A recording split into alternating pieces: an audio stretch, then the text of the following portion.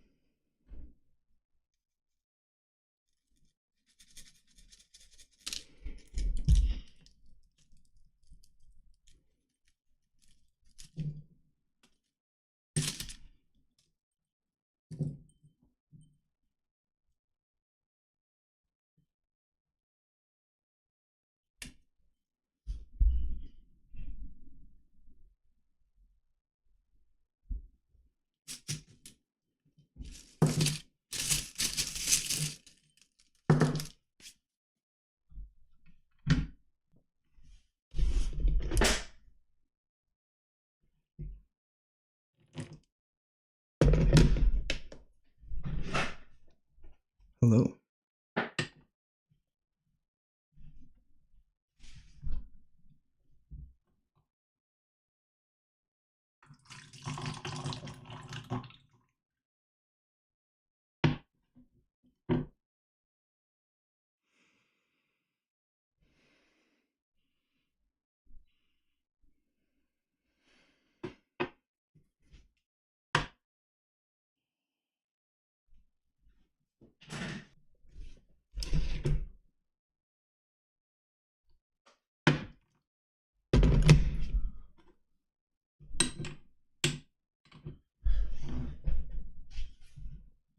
So this V93 ripe tuo from Dayi is named after the year this recipe was created.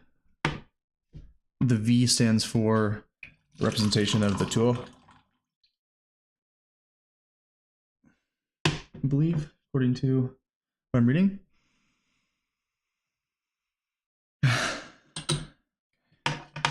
Looks like pretty small leaves to me, and actually fairly intact. The quality of the material actually pretty high. I'm using a lot of leaf, and I kind of love making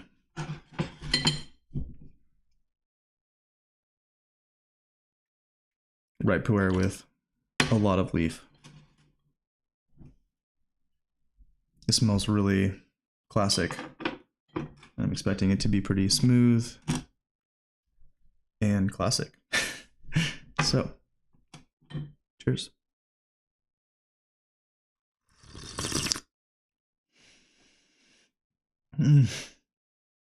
Wow, a lot of vanilla. Wow. So, wow. My gosh.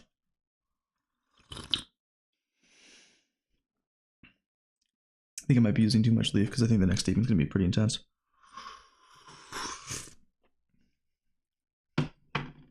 Classic cherry wood, a lot of vanilla. Nice sweetness on the end. Good mouthfeel. Yeah, this is nice. This is a 2007 2.0. Picked this one up from Quiche Teas. Price on this, really reasonable. Already going to say that the value is there. Nice lingering bitterness. I'm pushing this one pretty hard.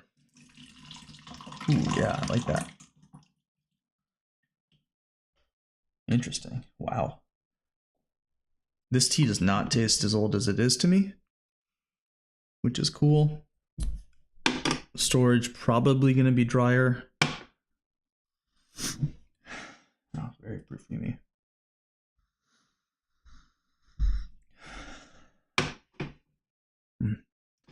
Hints of like a sassafras bark. Really developed fermented wood. This is really good. The residual flavor is really quite bright and strong. Cheers.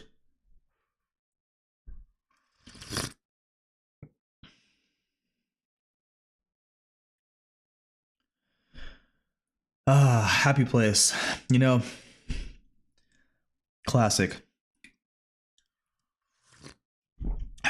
Okay, so how to complain about a tea like this? There's a little bit of a fuzziness, right? Sometimes I talk about distinct notes in tea, the ability to notice the a cappella voicing of each person singing the song coming together all at once, but able to distinctly hear them move and change over time as you're drinking the tea of the song. Sometimes those voices can be kind of more fuzzed together and clumped together, right? If you're a music producer, you want to make sure that there are distinct voices and that you don't have things literally in the same hertz range physically for tones, so that the tone that you want to represent doesn't get overshadowed or jumbled or blurred by other tones in a similar thing. And there's a bit of a, maybe not exactly the analogy there on the tones and the music mixing, but a bit of a complaint there. There's a little bit of a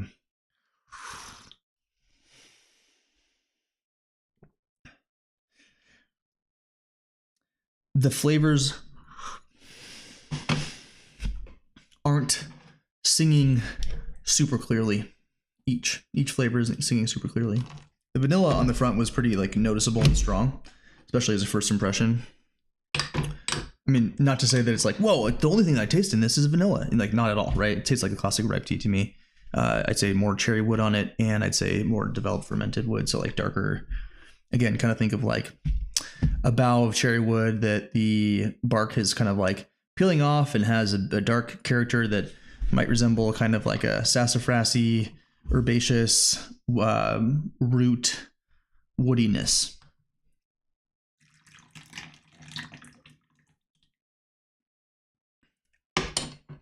Good lasting intensity on the flavor. I'm brewing this one pretty hard. Yeah, pretty small leaves. Quality, again, the material quality is really pretty good. Quite perfumey on the nose. This is nice. Is this categorically better than like classic Dayi recipes of this age? I don't really think so. I think this is just like another entry or profile, flavor to taste in there. Pretty reasonable price. I'm not raving about this from any sort of like, whoa, best ripe ever. Not at all. This is kind of like affordable. but tasty ripe tea. I think picking up one of these is going to cost you $26.50. So for a 250 gram 2.0, you're paying a little bit over 10 cents a gram. For me, that's a pretty good price. Cheers.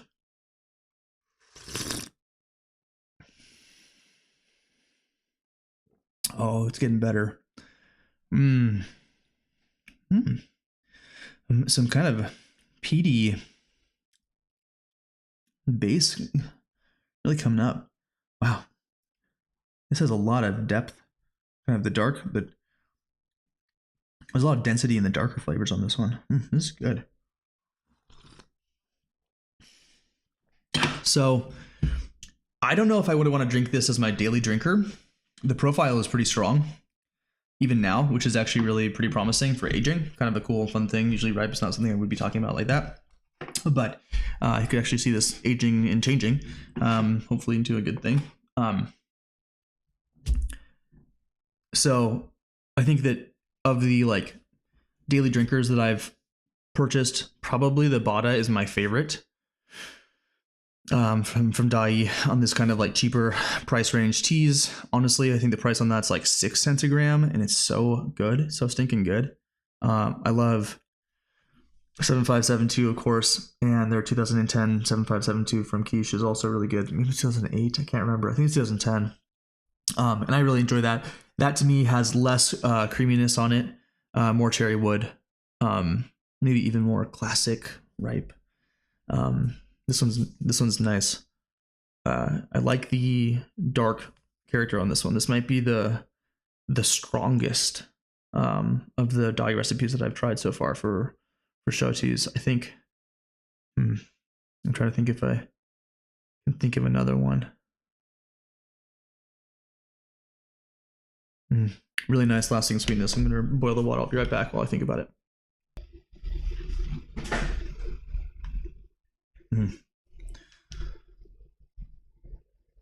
Really still tasting this. Almost bordering on astringent, which is kind of crazy. I don't know if I use too much leaf. I mean, Gaiwan's only like maybe 65% of the way full. So I used a fair amount though. I mean, it's kind of heavy. This is a 51 milliliter Gaiwan, and yeah, I did measure as you saw. Look at that. So right off the boil, and this is going to be dark. And we'll just hang out. I like this. This is again kind of one, you know, more like a every 3 day kind of thing. 7581. Also similar, just kind of like it's fairly distinct, I'd say, for a factory tea, but I love it, and I'm glad to have some of this around. Now, how would I compare this to the Sheguan Xiaofa? I prefer that one more. This one has more classic Dayi flavor to me, and just kind of represents maybe a bit more of a typical ripe with a bit of a higher end and some nice depth in the base notes. So it does feel a little bit like a higher quality. I think 10 cents a gram for this is a really, really good price, actually, more than drinking it. There's just something about those, and this is a 2012 Xiaofa that I'm kind of comparing it to in my mind. I like the more woody vegetal. I don't know. That one honestly tastes farther along. I think the 2012 Shaguan Jiaofa tastes farther along than this does, pretty distinctly. And I would say that if you blinded someone, they'd have probably would think the same thing. Again, not complaining about this at all. Just to be clear, look at how dark that is. Let me get back in here. Cheers. Oh, tobacco. Yeah. Wow. Nice. This is really fun for a Dayi tea, in my opinion. And I like that I have kind of enough experience outside of Dayi with ripe, at least, to have a lot to compare to. Cheers.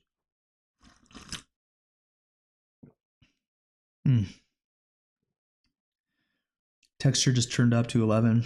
So good. I like the wood on this a lot. Really no green whatsoever. That's probably the oldest part of this that I notice in terms of flavor profile. Yeah. I'm going to just slurp on this the rest of the day. Oh, so comforting. I mean, that's the thing for me, is that it's just so easy to drink these teas. Yeah. It's like all of the perfect dark flavor that I like from coffee, or like vibe. It's not the same flavors whatsoever, but like mood, atmosphere, with even better mouthfeel and then a sweetness and far, I don't know, not far more complexity. Certainly coffee can get there, but yeah, I just really love these teas.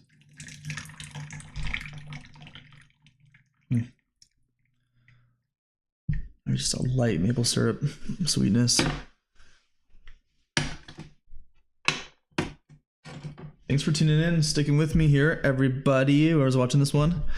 Appreciate you. Hope you're chilling. Hope you're having a good one. Hopefully some of the ASMR vibes to start. Whatever the heck that sounded like. Probably nothing, because my filtering and stuff on OBS is a little weird, but let me know if you like that. I will try to timestamp the video as well so that people can skip ahead.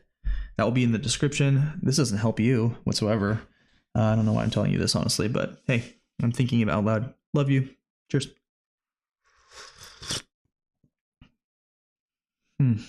Wow. The vanilla really remains super strong on this. Nice. Yeah, I mean, the vanilla is not like, ooh, I'm tasting vanilla ice cream. I'm tasting vanilla in ripe tea. I think that in the family of the family of flavors that I'm talking about, it can sometimes be oaty. It can sometimes be really milky. It can sometimes be chocolatey. It can sometimes be cacao bitter, or almondy. Kind of those sorts of like family of flavors, not like wood or vegetal or fruit. I don't know what you would call that, like nut spices. But something that's very distinct about ripe is that they often have character of those. That's really especially enjoyable to notice and drink in ripe tea. And this one has, to me, a very vanilla extract flavor. Until next time, weirdos. Adios.